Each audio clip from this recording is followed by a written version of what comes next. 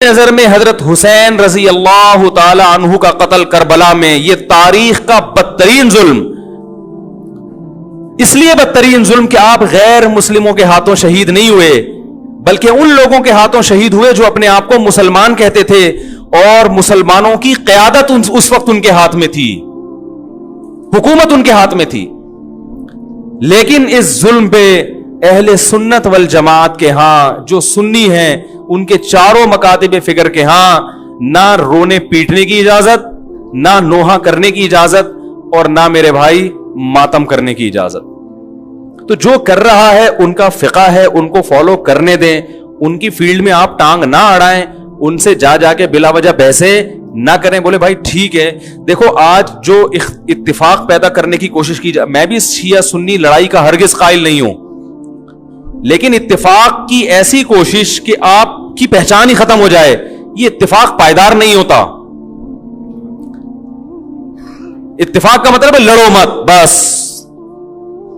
ایک دوسرے کا احترام کرو، معاملات ایک دوسرے سے صاف رکھو، ایک دوسرے کو گالی گلوچ مت دو، لڑو مت، اتنا اتفاق ہم بھی مانتے ہیں۔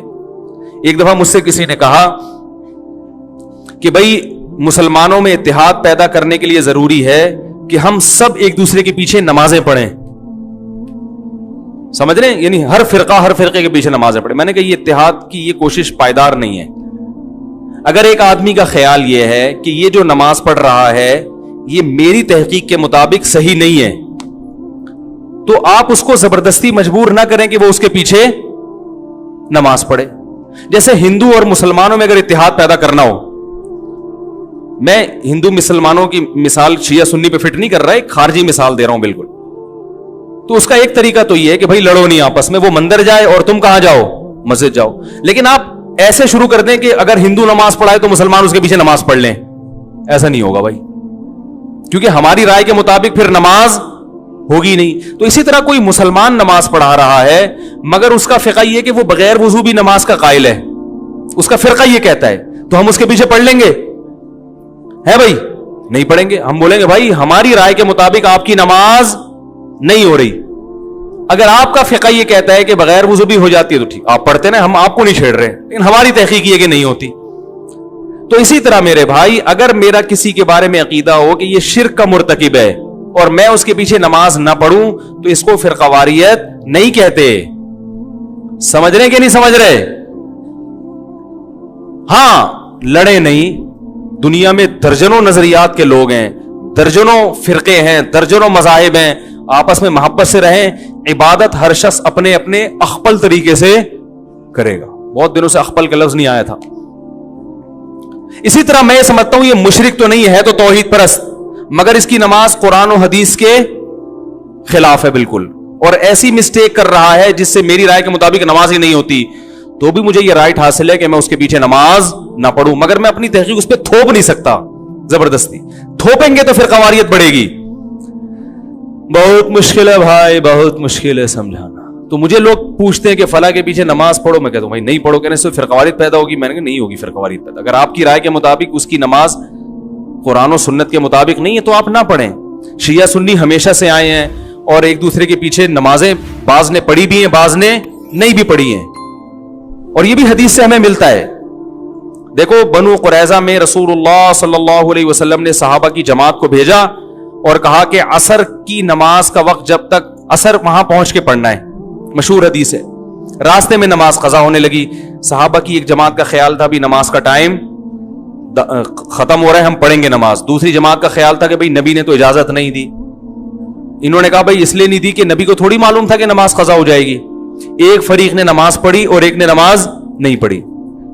اب آپ یہ تو نہیں کہہ سکتے جنہوں نے نہیں پڑھی انہوں نے ان کے پیچھے کیوں نہیں پڑھی، کیا وہ ان کو کافر سمجھتے تھے؟ بھائی مسلمان سمجھتے تھے، لیکن ان کا خیال یہ تھا کہ حدیث کا جو مطلب ہم بیان کر رہے ہیں وہ ٹھیک ہے، یہ جو مفہوم پیش کر رہے ہیں وہ ٹھیک نہیں ہے۔ نبی نے جب منع کر دیا تو یہ غلط کر رہے ہیں نماز پڑھ کے، لہذا انہوں نے نہیں پڑھی نماز۔ اور جب انہوں نے مقام پہ عصر کی پڑھی تو یقیناً انہوں نے یہ چونکہ پڑھ چکے ہیں، یہ تھوڑی پڑھیں گے ان کے پیچھے عصر کی نماز، ان کی تو ہو گئی ہے۔ تو دونوں فریقوں نے ایک دوسرے کے پیچھے نماز نہیں پڑھی، مگر اس کے باوجود نبی نے دونوں کو ملامت نہیں کی، کیونکہ ایک کا کانسیپٹ یہ تھا کہ بھئی یہ حدیث के मुताबिक पढ़ना वाजिब है, एक का कॉन्सेप्ट ये था कि हदीस के मुताबिक छोड़ना वाजिब है। नहीं पढ़ी, अपनी अपनी राय पर अमल किया, नबी के पास पहुंचे, नबी ने किसी को मलामत नहीं की। ना तो नबी ने ये कहा ये जन्नत में ये जहन्नम में, ये भी नहीं कहा, क्योंकि दोनों का मकसद अल्लाह उसके रसूल को फॉलो करना था। और ना नबी ने ये कहा कि तुमने उनके पीछे नमाज नहीं पढ़ी तो क्या तुम उनको काफिर समझते हो, हैं? क्या वो इंसान नहीं है? कुछ भी नहीं कहा। तो ऐन मुमकिन है कि मेरी राय के मुताबिक किसी के पीछे नमाज ना हो रही हो तो मैं नहीं पढ़ूंगा उसके पीछे नमाज। आप मुझे गन पॉइंट पे मजबूर नहीं कर सकते, और उसकी नमाज मेरे पीछे उसकी राय के मुताबिक नहीं हो रही तो ना पढ़े, कुछ कोई हर्ज नहीं है इसमें। हां, बिला वजह कुफर के फतवे लगा के एक दूसरे के पीछे नमाजें छोड़ देना ये गलत है। नहीं आ रही बात समझ में? बिला वजह जरा जरा सी बातों को उछाल के वो उसके पीछे, मस्जिदों में 2-2 3-3 जमातें हो रही हैं, उसने इमाम साहब ने उससे कर्जा लिया, चूंकि वापस नहीं किया तो इसकी राय में इमाम साहब फासिक हैं, लिहाजा दूसरा इमाम अपने लिए अलग से लेकर आ रहा है ये, ठीक है ना, वो इनके पीछे पड़ेगा, वो ये गलत है। बड़ा इख्तलाफ जहां आएगा तो वहां नमाजों को हम इजाजत नहीं देते। तो शिया और सुन्नी का इख्तलाफ छोटा नहीं है, बल्कि बोलो भाई बड़ा इख्तलाफ है। हम तमाम सहाबा को हुज्जत समझते हैं, वो हजरात अहले बैत को ज्यादा फोकस करते हैं। जो उनमें मोतदिल है उनकी बात कर रहा हूं, जो मोतदिल नहीं है, जैसे हम में जो मोतदिल नहीं है तो उनमें भी कुछ हैं, तो ये तो एतदाल से हटे हुए लोग तो हर जगह होते हैं।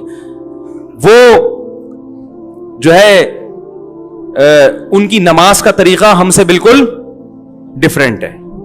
समझ रहे हैं कि नहीं समझ रहे? अभी मैं उस डिटेल में नहीं, मैं लड़ने का कतन कायल नहीं हूं। यहां आते हैं शिया लोग भी आते हैं, मुझसे मिलते हैं, मैं तमीज से मिलता हूं, चाय पिलाता हूं, सर पे हाथ भी रख लेता हूं, बहुत अच्छा। शिया उलमा से भी सलाम दुआ है हमारी, बैठते हैं, बात करते हैं, हाँ भाई अस्सलाम वालेकुम, वालेकुम अस्सलाम, मंडी वालान खाले दिगत में खुद नदी कड़े दे, चाय पिए, वालेकुम लकुम दीनुकुम वलिय दीन। भाई आप जाएं इमाम बारगाह में नमाज पढ़े, वहां अपनी मस्जिद में नमाज पढ़े, हम जा रहे हैं अपना जुम्मा पढ़ाने, ठीक है? तो ये हमेशा से होता आ रहा है। फिर क़वारियत फैलती है जब आप एक दूसरे के खिलाफ गलत जबान, शिया सहाबा को खुलेआम गालियां देगा, कोई देगा तो फिर क़वारियत पैदा, बोलो ना भाई, होगी। फिर सुन्नियों के जज्बात भड़केंगे, फिर मार कुटाई, दंगा मस्ती, ये सब होगा। तो फिर क़वारियत पे कंट्रोल करने के लिए शिया उलमा की जिम्मेदारी है कि वो अपनी आवाम को उन सहाबा को बुरा भला बोलने से मना करें जिनसे मोहब्बत हमारे ईमान का जुज है, जिनके लिए कटना मरना हम अपने ईमान का हिस्सा समझते हैं। और इसी तरह मेरे भाई, यहां से अगर उनके किसी ऐसे शख्स पे इल्जाम लगाए जो उस इल्जाम से बरी है, बाज इल्जामात ऐसे शियों की ऐसी जमात पे लगा दिए जाते हैं जो उससे बरी होते हैं, सभी को एक लाठी से हाँकना शुरू कर दिया जाए। मैंने भी शियों का मुताला किया है और कुछ शिया लोगों से जब मैं मिला हूं तो मुझे एक चीज का अंदाजा हुआ कि सब शिया के वो नजरियात नहीं होते जो हम पहले समझा करते थे, सारे एक जैसे नहीं होते। इनमें बाज हजरात ऐसे हैं जो सहाबा कराम को मानते हैं, अम्मी आयशा को जन्नती मानते हैं, उनको जानी माज अल्लाह करार नहीं देते, अलहम से लेके वन्नास तक वाले कुरान ही को कुरान मानते हैं। इनमें कुछ लोग ऐसे हैं, ये मुशाहिदे पर मबनी हकीकत है। बाज लोग कहते हैं इसको क्या पता, मुशाहिदे से बड़ी कोई दलील नहीं होती, ठीक है ना।